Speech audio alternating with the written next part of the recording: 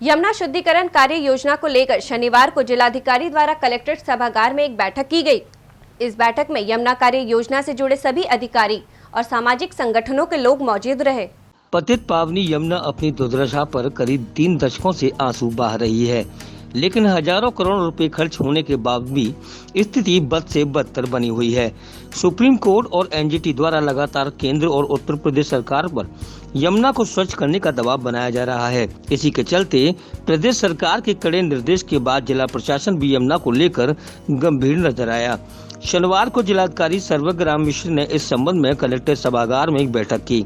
इस बैठक में यमुना कार्य योजना के नोडल अधिकारी, सिटी मजिस्ट्रेट, एसडीएम, प्रदूषण नियंत्रण विभाग, सिंचाई विभाग, जल निगम, नगर निगम आदि विभागों के वरिष्ठ अधिकारी उपस्थित रहे।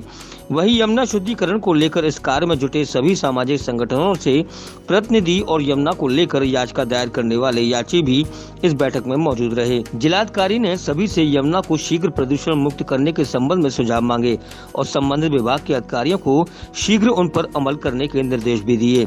इसी के साथ सबसे पहले यमुना में गिरने वाले मथुरा वृंदावन के सभी नालों को तत्काल रोके जाने के लिए नगर निगम और जल निगम के अधिकारियों को सख्त निर्देश भी दिए गए हैं।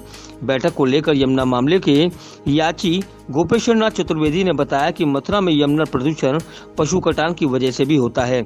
सुप्रीम कोर्ट की रोक के बावजूद भी मथुरा में अवैध पशु कटान जारी है और पुलिस उसे रोकने में नाकाम है।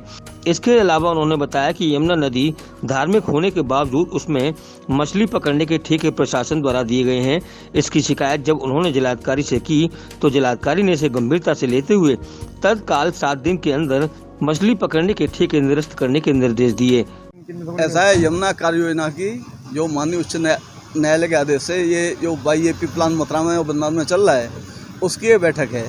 वो उसके नोडल अधिकारी कोई न कोई नामित किए जाते हैं। इस समय जो ADM FNR उसके नोडल अधिकारी हैं, लेकिन आज ये बैठक स्वयं DM साहब ने ली है। उनकी अध्यक्षता में बैठक हुई है। सब विभागों के सब अधिकारी थे और सबसे कष्ट का विषय था कि कब से हाईकोर्ट ने कट्टी घर यहाँ बंद करा रखा है। कहीं मथुरा जनपद में कट्टी घर नहीं, कोई अनुमति नहीं। कट्टी घर नहीं तो मांस की दुकान का मतलब ही नहीं होता है जी। लेकिन मांस की दुकान भी खुल रही है। तीर्थ स्थल घोषित तो बहुत हो गया, लेकिन तीर्थ स्थल का मतलब है कि फिर भी मांस की दुकान चल रही उन जगह पर। कट्टी घर में कल दबिश देनी पुलिस गई मथुरा में, अखबारों में ही देखा है जी। तो इनके इतने हौसले बुलंद हैं कि जो मूल्यम भागा है वह 3 बार भाग चुका है। और मतलब ये चाहे भैंस देखा में पड़ा देखा में वो गौ कटान करते हैं, वो गौ हत्या करते हैं, ये देखा में ना। लेकिन भगवान कृष्ण की जन्मभूमि के निकट ये मतलब यदि कहीं से न्यायालय से कोई आदेश हो, कहीं से कोई जो प्रशासनिक आदेश हो और फिर यदि आप उसको नहीं रोक पा रहे हैं तो निश्चित व्यवस्था पर प्रशासन लगाता है। तो मैंने आग्रह किया कि भाई ये मैसेज जाना चाहिए। ये थोड़ी है कि कोई ऐसा कोई टांकू है, कोई खादर नहीं है, शहर में बैठ करके इसको ये कर रहा है और पुलिस पे हमला कर रहा है। ये तो पुलिस पे हमला कर रहा है, मूल्य वो छुड़ा के ले जाते हैं। तो भाई कुछ न कोई ऐसा जाना चाहिए कि हाँ जो कोई है, प्रशासन का भी कुछ है, न्यायालय का भी कुछ सम्मान हो रहा है। ये विषय था। दूसरा था कि इनने एक सज्जन है यहाँ मछली विभाग है, उसमें मथुरा में यमुना में मछली पकड़ने का ठेका दे दिया। जब मेरे विषय में आया तो मेरे जमशेदपुर बैठक में DM साहब ने आदेश कर दिए, लेकिन 3 महीने हो गए आज तक वो घुमाया जा रहा है। अब एक नया उनने लेटर आया, कोई ऐसी जगह बताओ। हमने तो जो धार्मिक स्थल छोड़ करके यमुनाई में ठेका दिया है। मैंने उनसे कहा मैं कि कोई ऐसी जगह बताओ ब्रह्मचर्य को उसमें यहाँ जमुनाई धार्मिक नहीं है।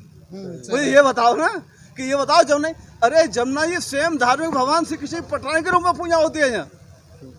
तो वो हमसे पूछ रहे हैं कि हमने धार्मिक जगह छोड़ करके, अब गोकुल धार्मिक नहीं है, एक तरफ चुनरी मनोहर हो रहा है और एक तरफ वो आप जाल में इस बेस्ट ऑफ तीर्थ में मछली पकड़ रहे हो। गवर्नमेंट हजारों करोड़ रुपया खर्च कर रही है। मछली, कछुए नेचुरल प्योरीफायर हैं जो जल को साफ करते हैं। गवर्नमेंट हजारों करोड़ रुपया खर्च कर रही है, सेंट्रल गवर्नमेंट और वो जो नाम है, और आप जो है यहाँ गंदगी बढ़ा रहे हो। तो ये उपहास तो DM साहब ने उस कड़ाई से कहा कि 1 हफ्ते में मुझे ये आना चाहिए।